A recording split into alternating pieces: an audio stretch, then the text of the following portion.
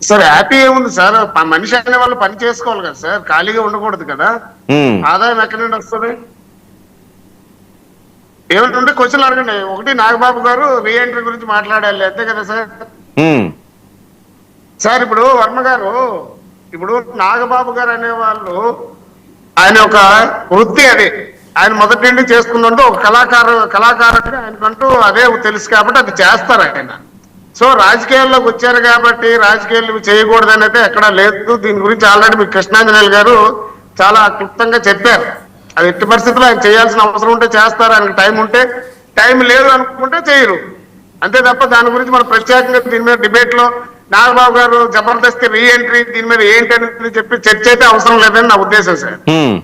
మరి ఏం పెడదాం? అరెస్టులు ఏవో చేస్తున్నారట అక్రమంగా, దాని మీద పెడదామా సార్? అరెస్టులు కావచ్చు, లేదంటే మీరు ఇప్పుడు కృష్ణాంజనేయులు గారు అన్న మాట కావచ్చు, విజయసాయి రెడ్డి గారు పార్టీ పెట్టచ్చు, లేదంటే మా పెద్దలు కృష్ణాంజనేయులు గారు మమ్మల్ని తోక పార్టీ అనొచ్చు, లేదంటే రకరకాల మాటలు అనొచ్చు. వీటన్నిటికి కూడా మా దగ్గర సమాధానం ఉంది. నేను ఒక్కొక్కటి చెప్తాను సార్. నేను చెప్పండి.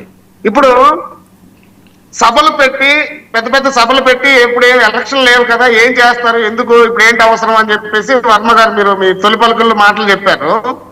ఎందుకు సార్ ప్రతిదీ కూడా మనం ప్రజలకు ఏం చేస్తున్నాము, మనం అభివృద్ధి ఏం చేస్తున్నాము, ఎలాంటి కంపెనీలు తెచ్చాము, ఎన్ని ఉద్యోగాలు వేసాము, ఈ రాష్ట్రంలో ఏముంది ఏమి లేదనేది ఏదో ఒక రకంగా ప్రజలకు ఎప్పటికప్పుడు అప్డేట్ చేయాల్సిన అవసరం ఉంది. అవునండి, ప్రతిరోజు చెప్తానే ఉన్నారు కదా, మీలాంటి వాళ్ళు ఎవరు మాట్లాడినా.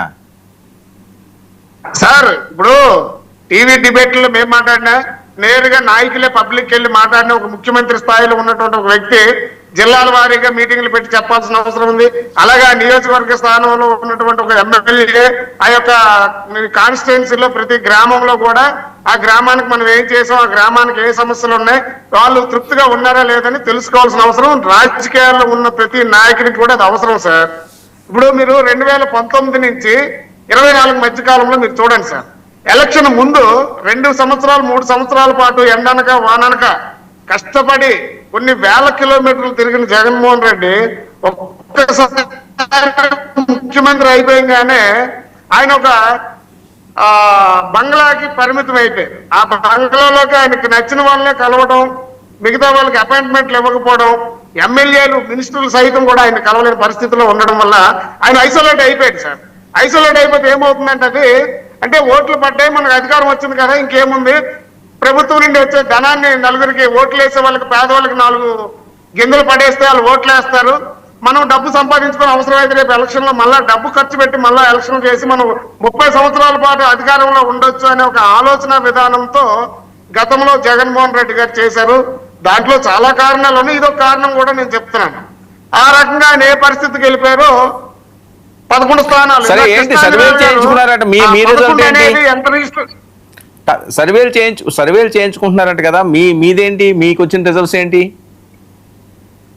సార్? సర్వేలు అనేది ఏంటంటే సార్, ఇప్పుడు టీడీపీ చేసుకున్న